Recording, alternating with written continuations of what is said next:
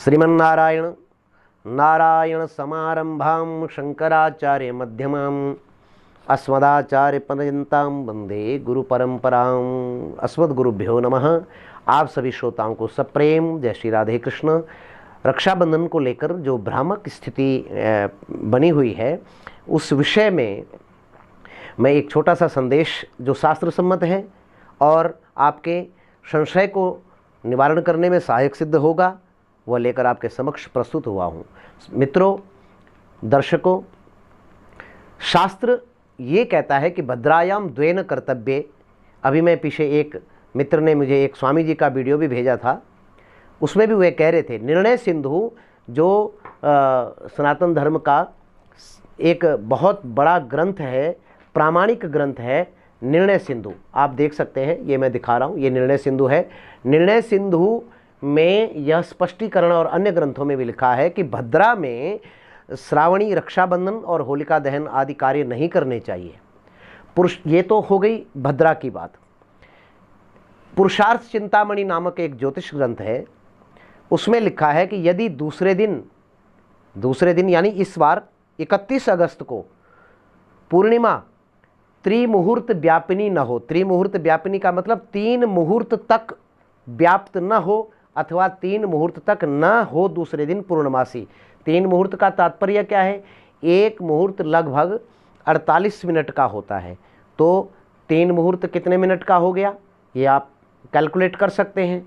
अगर 31 अगस्त 2023 को शास्त्र मर्यादा में यह कहा जा रहा है कि द्वितीय दिन पूर्णमासी अगर 3 मुहूर्त तक न हो तो पहले दिन ही रक्षाबंधन कर लेना चाहिए।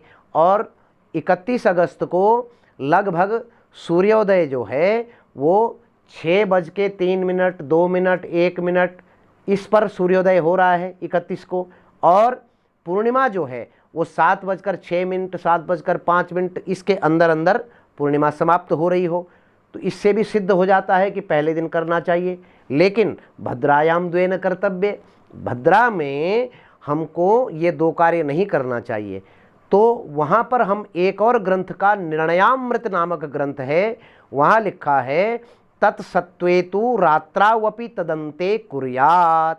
कुछ लोगों को ये भ्रम है कि रात्रि में रक्षाबंधन नहीं होता। अरे भाई, शास्त्र का आदेश है कि यदि भद्रा हो पूरे दिन भर और दूसरे दिन 3 मुहूर्त तक पूर्णमासी न हो तो रात्रि में भद्रा काल के समाप्त होने पर रक्षाबंधन रात्रि में भी कर सकते हैं। अब धर्म सिंधु एक और ग्रंथ है, निर्णयात्मक ग्रंथ है, उसका वाक्य सुन लेते हैं। उदये त्रिमुहूर्तम न्यूनत्वे पूर्वे द्युः भद्रा रहिते प्रदोषादि काले कार्यम। यदि उदय काल में अगले दिन त्रिमुहूर्त का न्यूनत्व हो अर्थात न हो तो पहले दिन भद्रा रहित प्रदोष काल में आप यानी सूर्यास्त के पश्चात आप कर सकते हैं। लेकिन यहाँ अगर भद्रा, यहाँ तो प्रदोष काल में भी भद्रा व्याप्त है, इसका सीधा अर्थ है कि प्रदोष काल में भी हम नहीं कर सकते यदि शास्त्र आज्ञा यद्यपि दे रहा है।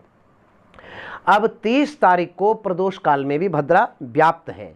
एक ग्रंथ है ज्योतिष का, इस पर आप ध्यान देना, मुहूर्त प्रकाश, वहाँ लिखा है कार्यत्यावश्यके विष्टे मुखमात्रम परित्यजेत।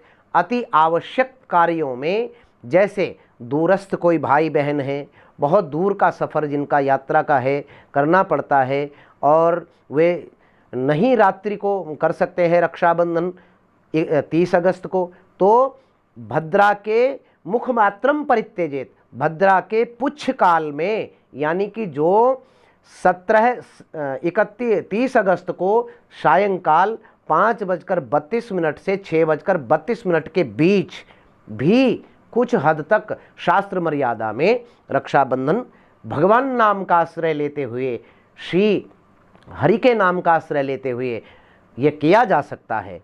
अब वैसे तो भद्रा को त्याग ही देना चाहिए, तो कई लोग कह रहे हैं कि जो तिथि उदय काल में है वह सारे दिन मानी जाएगी। उनका मैं बहुत खंडन न करते हुए इतनी बात पर खंडन करता हूं कि वे निर्णय सिंधु को जरा ध्यान से देखें। अगर ऐसा है तो जन्माष्टमी के संबंध में आप क्या कहेंगे?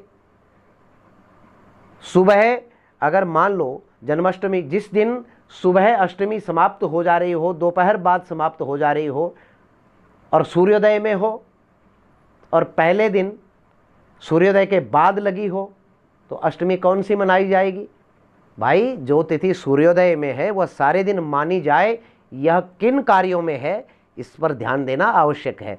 यहाँ हमारा विषय वह नहीं है, लेकिन इस साल इस वर्ष सभी भाई बहनों से मेरा ये विनम्र निवेदन है कि सर्वथा शास्त्र सम्मत जो समय है 30 अगस्त 2023 रात्रि 9:03 के बाद आप रक्षाबंधन करें।